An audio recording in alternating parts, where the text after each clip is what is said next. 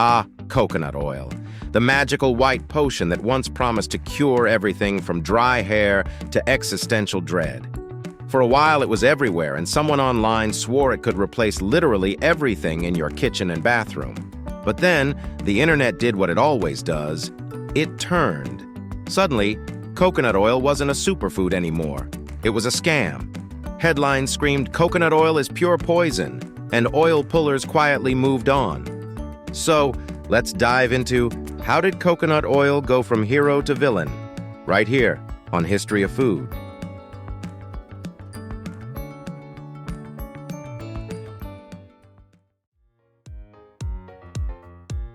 Let's start with the rise. Around the early 2010s, coconut oil became the golden child of the health world. Suddenly, this jar of solid white fat was being hailed as nature's miracle. Paleo enthusiasts said it was ancestral.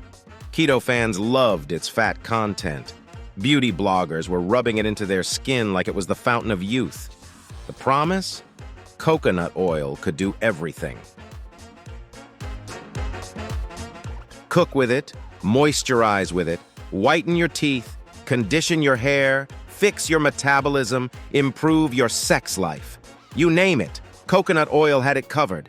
It was like Oprah herself was handing out jars. You get a cure, you get a cure, everyone gets a cure.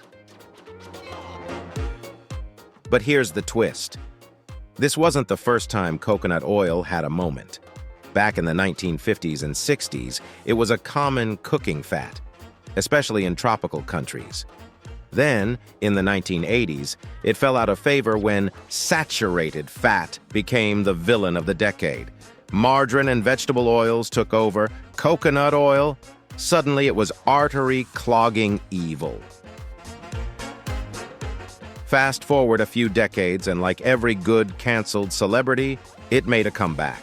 Thanks to the internet, it was rebranded as natural, exotic, and healthy. But here's where the plot thickens. Science started to catch up with the hype.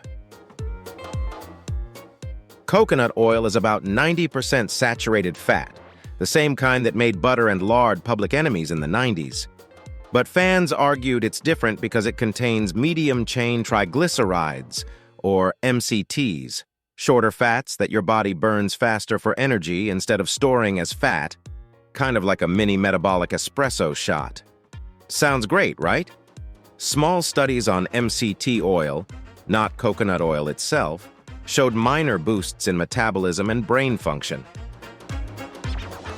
But here's the problem. Coconut oil isn't pure MCTs. Only about 15% of it is the good kind that people were getting excited about. The rest, regular old saturated fat, the kind that raises LDL, aka the bad cholesterol. So while coconut oil can have some benefits, the hype kind of ran away from the facts.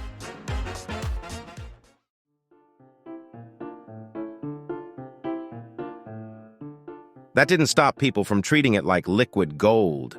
You had wellness influencers putting it in smoothies, skincare tutorials promoting it as moisturizer, and even coffee shops selling Bulletproof coffee, basically coffee blended with butter and coconut oil. People swore it gave them laser focus and mental clarity, or maybe they were just riding a pure caffeine and fat high. Then came 2018, the year the coconut oil honeymoon officially ended. A Harvard nutrition professor gave a talk and flat out called coconut oil pure poison. She was talking about heart health, pointing out that gram for gram, coconut oil has even more saturated fat than butter. So while it might not literally be poison, eating it by the spoonful wasn't exactly heart-friendly. Here's where the truth lies, somewhere in the messy middle as usual. Coconut oil isn't a miracle, but it's not a toxin either. It's fine in moderation, great for flavor, and probably not going to kill you unless you drink it like it's a smoothie. Studies show that coconut oil does raise both LDL, the bad cholesterol, and HDL, the good cholesterol. So while your heart might be a bit confused, it's not the same disaster as trans fats or industrial hydrogenated oils. Let's talk practicality for a sec. Coconut oil has a high smoke point, so it's decent for cooking. It gives food a nice flavor, especially curries, stir-fries, and baked goods. But if you're using it daily thinking it's going to melt fat off your body or make you live longer, yeah, that's marketing, not magic. As for skincare, it works for some people. It's moisturizing and smells like a tropical vacation, but it can clog pores for others. So maybe don't throw out your moisturizer just yet. And if you're oil pulling, that's the thing where you swish coconut oil around your mouth for 20 minutes, the science says it might help reduce bacteria a little. But no, it's not going to detox your body or whiten your teeth like an Instagram filter. The real story here isn't just about coconut oil. It's about how we love to turn foods into faiths. Every few years, we find a new miracle. Kale, turmeric, apple cider vinegar, you name it. And then a few years later, the pendulum swings the other way. Suddenly, we're told it's not as healthy as we thought. Coconut oil was just the latest casualty of that cycle. We're suckers for simple answers. We want something we can spoon into our coffee and call it health. But nutrition is never that simple. If you're eating balanced meals, moving your body, and not living entirely off deep-fried dough, coconut oil is fine. It's not a superfood, it's not a scam, it's just food.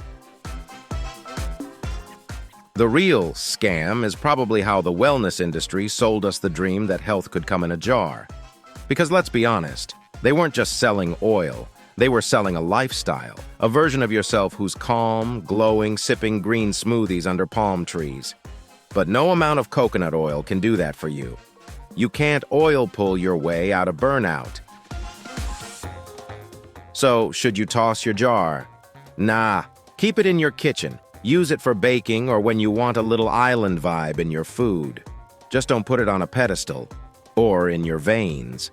And if anyone tells you it's pure poison, maybe remind them that most things are, if you overdo them.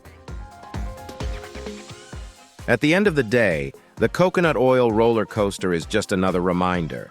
Health trends come and go, but common sense? That never goes out of style. So maybe instead of chasing the next miracle ingredient, we could just eat real food, breathe a little, and stop letting the internet tell us what's toxic this week. Oh, and moisturize responsibly. If you enjoyed this video, please check out our other bingeable channels. Thank you for watching.